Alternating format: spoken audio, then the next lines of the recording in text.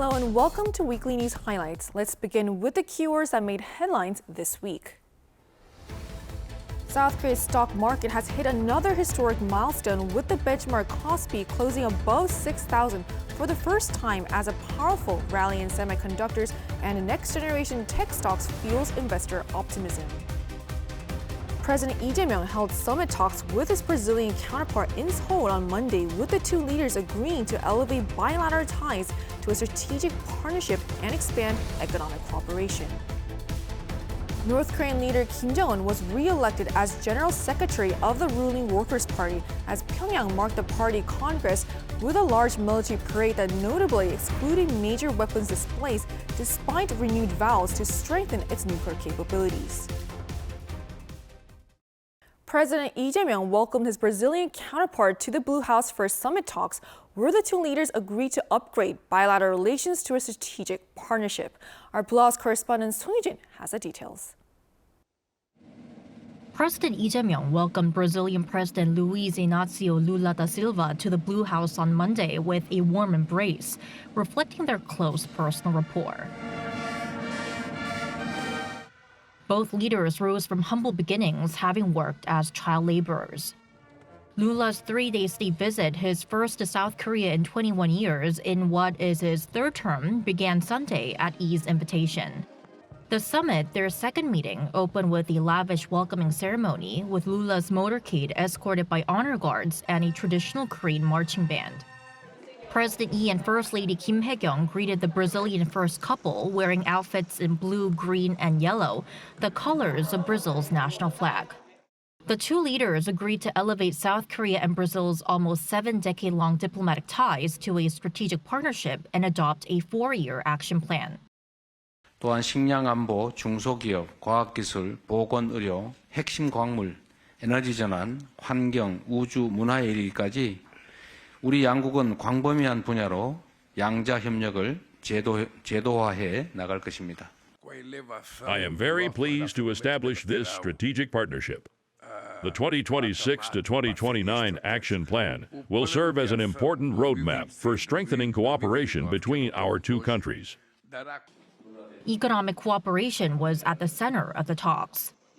Trade between the two countries has exceeded $10 billion annually for the past 5 years, with Brazil serving as South Korea's largest trading partner and investment destination in South America. To continue this momentum, Lee and Lula reaffirmed the importance of striking a trade agreement between South Korea and the Mercosur bloc of South American countries.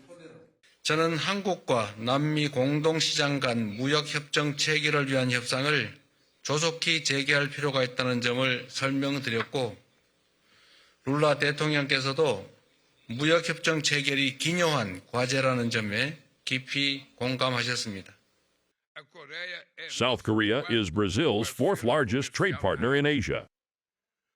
There remains significant untapped potential between our countries, and we agreed to explore ways to resume negotiations suspended since 2021. The summit was followed by the signing of 10 memorandums of understanding covering trade, technology, agriculture, and transnational crime. President Lula invited President Lee to the In Defense of Democracy Summit in Spain this April, as well as to Brazil in the near future. With both leaders showing a strong will to deepen ties, a third summit between the two appears very likely. Song Yujin, Arirang News.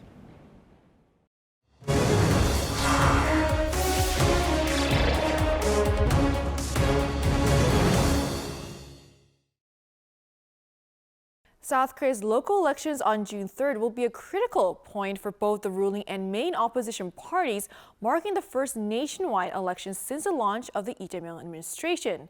With less than 100 days to go, we have our political correspondent An Sung-jin to discuss how the election race is unfolding and what processes are left. Welcome, Sung-jin. Thanks for having me, Soo-jin. Right, Sung-jin. So what are some of the major issues shaping the elections and what will be some of the key battlegrounds? Right, so let's first go over some of the key issues that will be shaping the local elections this time: judicial reform, real estate policy, and regional restructuring. The special investigation into the previous administration's insurrection has become a key variable as the ruling party pushes for a sweeping judicial reform. While property prices issues have traditionally been a vulnerability for incumbent governments, some voters reportedly believe that the administration's stabilization measures appear effective, which may suggest that the housing policy this time could become a strategic advantage for the Democratic Party. Meanwhile, the proposed administrative merger between Daejeon City and Chungcheongnam-do Province is another major variable. The number of top local government posts will be halved while doubling the political weight. As for the pivotal battlegrounds, the capital region, particularly Seoul, remains the election's core arena. Incumbent Mayor Oh Se-un, a leading conservative figure, is seeking a fifth term, while the DP aims to reclaim the position. In Busan, the race for mayor is looking increasingly more competitive, with the sign of growing undecided voters, which may make it a potential bellwether that could determine overall momentum between the rival camps. Right, so it looks like it will be a fierce competition. So why is the June 3rd election so important for both the ruling and the main opposition parties? Right, so just as you hinted, Sujin, the upcoming local election will be a pivotal political test for both parties.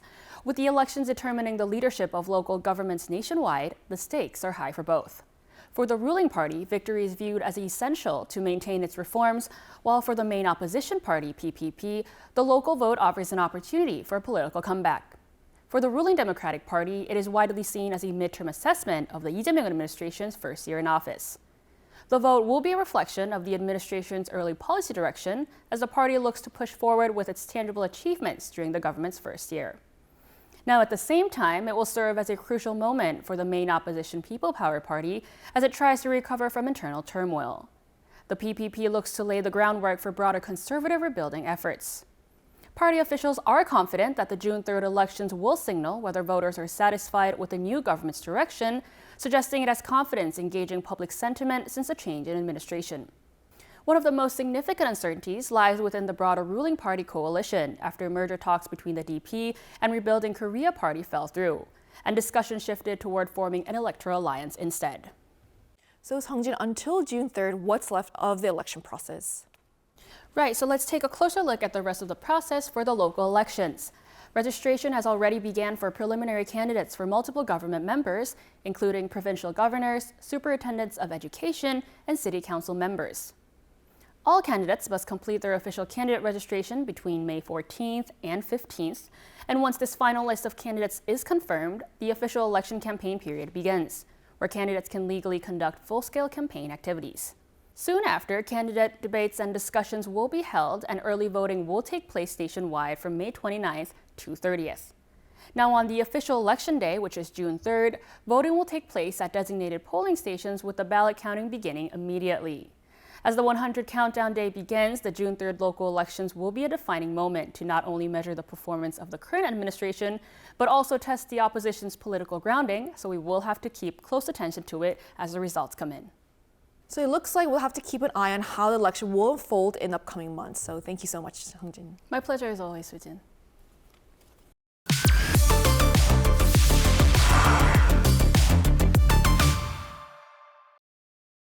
As warfare rapidly evolves, adapting to future battlefields has become a key mission for the military.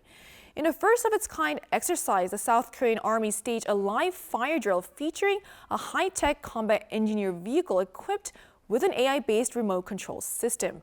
Our defense correspondent Kim Woo-gong reports from the scene. With the number of troops decreasing and future battlefields changing fast, the ROK Army is upgrading its technological capability to better respond to future warfare. Among the upgrades is the KCV, the Korea Combat Engineer Vehicle. These are K-21 armored vehicles equipped with AI-based remote control systems for surveillance drones, robots, and K4 and K6 guns. Previously, it was the soldiers' job to detect enemies and landmines one by one. But now, with drones flying above in the sky watching out for enemies and robots performing minesweeping duties, it has become much efficient and, most importantly, safer for soldiers to secure a route across the battlefield. With this controller, the KCV can be remotely controlled to identify obstacles, fire its guns to suppress the enemy, and clear a path for troops or vehicles.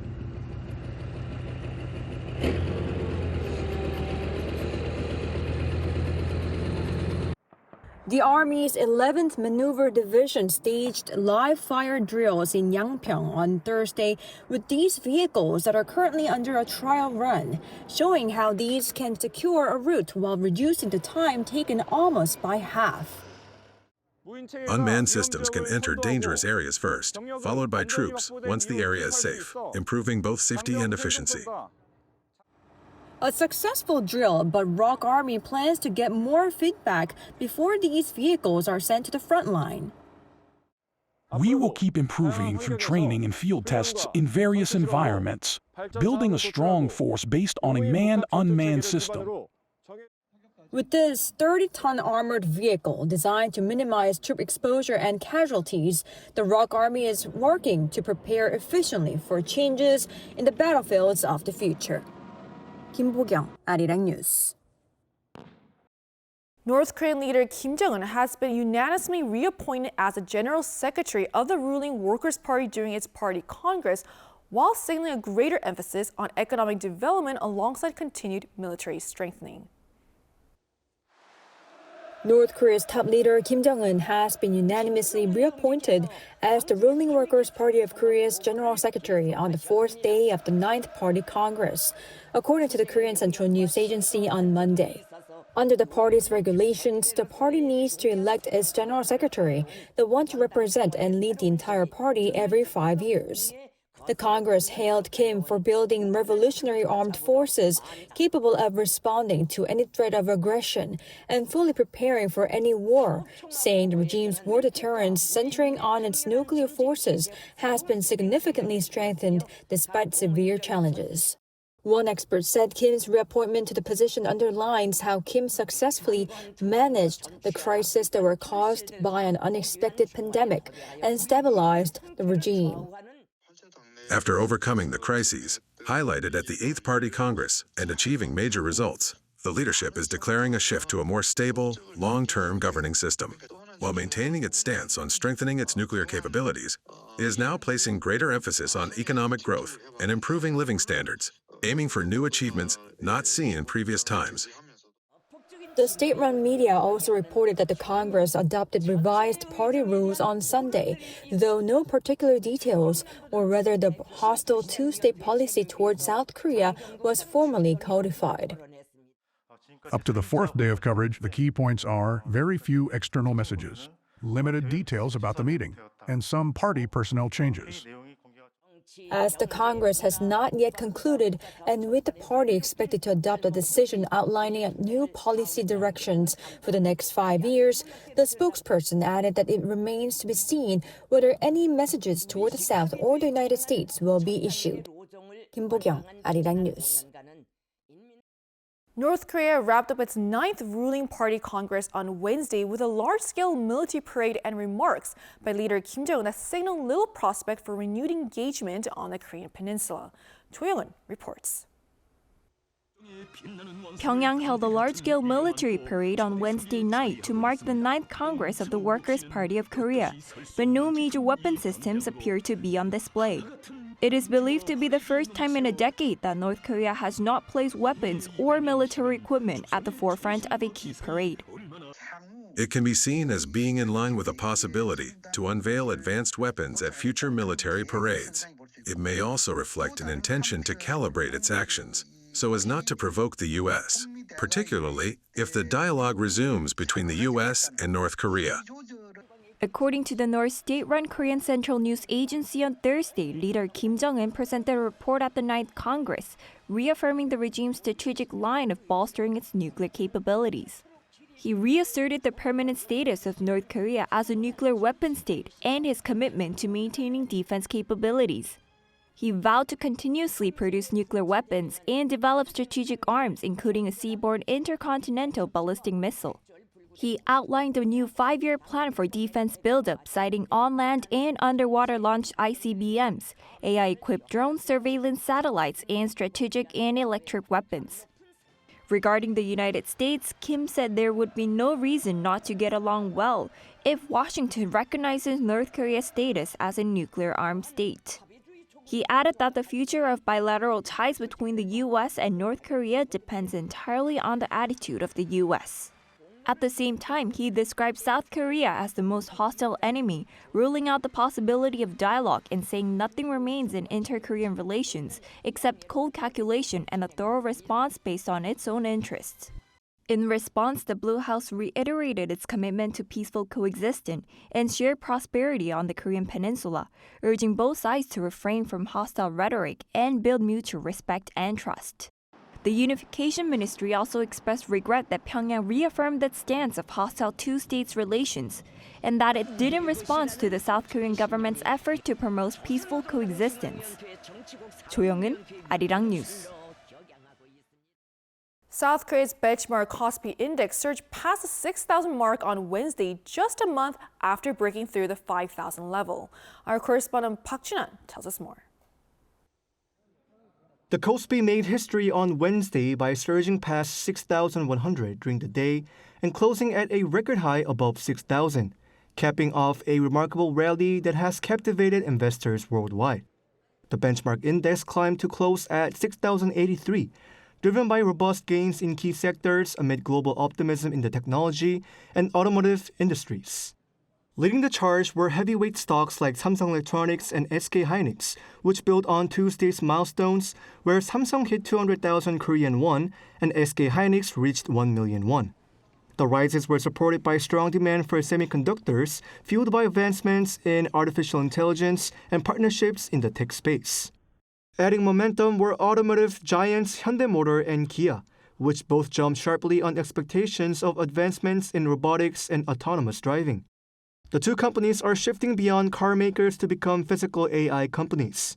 As a result, the two surged by 9.16% and 12.7% respectively.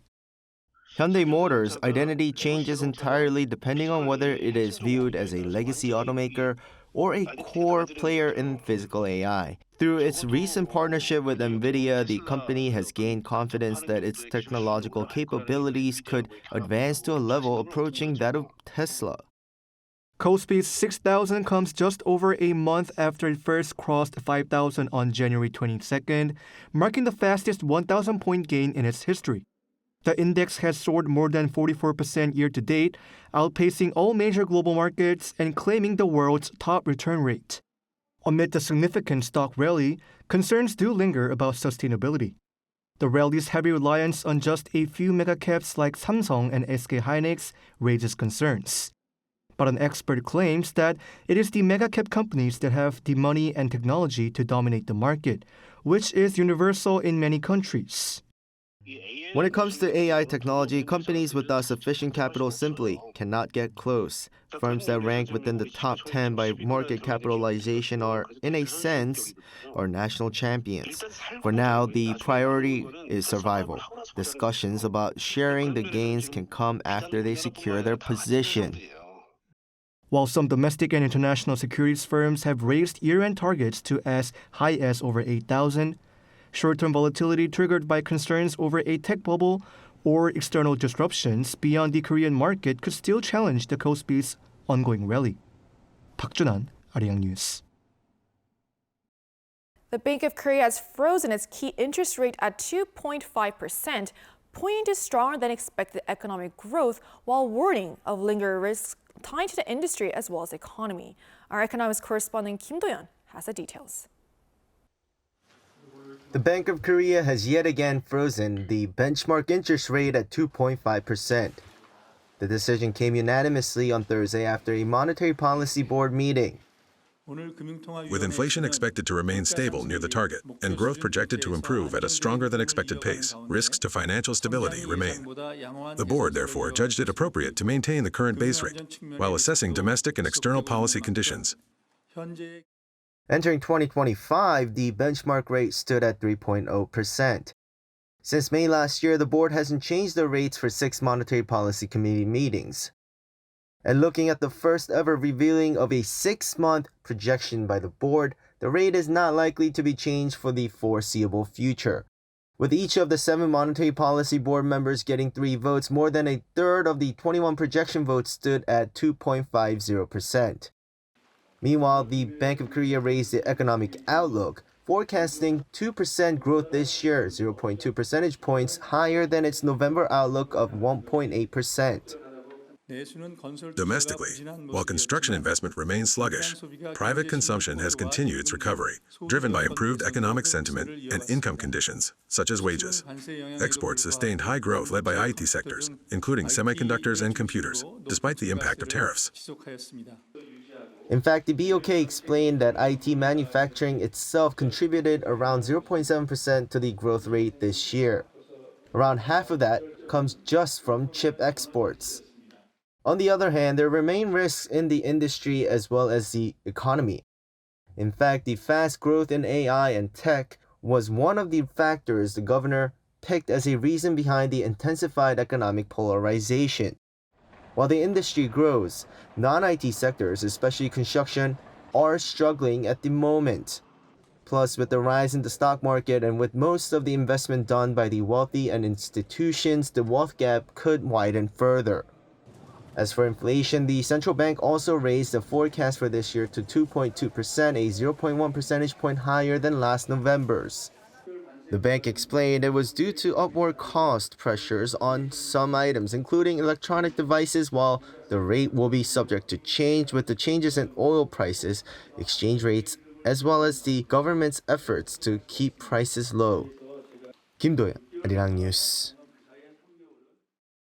The surprise massive box office hit, The King's Warden, is drawing fans beyond the cinema and all the way to the small county that serves as the film's main backdrop. Our Chung Hee-rim takes us there. Dozens of people line up at the Cheongryongpo dock in Yeongwol, Gangwon-do Province. Once the inescapable exile grounds for King Danjong, who was banished by his own uncle at just 16 years old, it is now a bustling tourist hotspot. Driven by the hit film The King's Warden, visitor numbers here have surged more than fivefold compared to last year. Surrounded by the Seogang River and steep cliffs, the only access is by boat. Visitors can ride a boat into Cheongryongpo, tracing the exiled king's path across the water. And as you can see behind me, the once lonely journey is now bustling with people. Upon stepping off the boat, visitors are greeted by a dense pine forest. Further inside, they explore the stone monument which marks the original site of the king's exile and his reconstructed royal residence. Tourists walk around curiously, taking the site's solemn atmosphere. I watched the movie The King's Warden, and since we had already planned a trip to Yeongwol to visit the observatory, I thought we definitely had to come here too. Among the site's landmarks is the Gwanumsong pine tree and Manghyangtap, a stone tower he built while longing for home. Many visitors say the film has given deeper meaning to what they see. At first, I was just admiring the scenery because the water was so clear. But then I remembered the movie scene where the raft breaks apart in the water. It made me realize just how miserable he must have felt. Tourists are also visiting Jangneung, the royal tomb where King Danjong was eventually laid to rest. Around the burial area, which is said to be significantly smaller and further from the capital than the tombs of other Joseon kings, visitors can be seen taking photos, carefully reading the information boards, and quietly paying their respects. Coming to Jangneung and thinking about the harsh life and struggles King Danjong endured breaks my heart. I hope this tragic story is passed down to future generations. People also stop by the commemorative pavilion honoring Omungdo, the loyal villager who, according to legend, recovered and buried the king's body. Less than a month since its release, The King's Warden is already nearing 7 million viewers. The film is drawing visitors to historic sites tied to the young king, reflecting the Korean public's continued effort to remember and honor their past. Chung Hee-rim, Arirang News, Yeongwol. That brings us to the end of Weekly News Highlights. Thank you for watching and enjoy the rest of your weekend.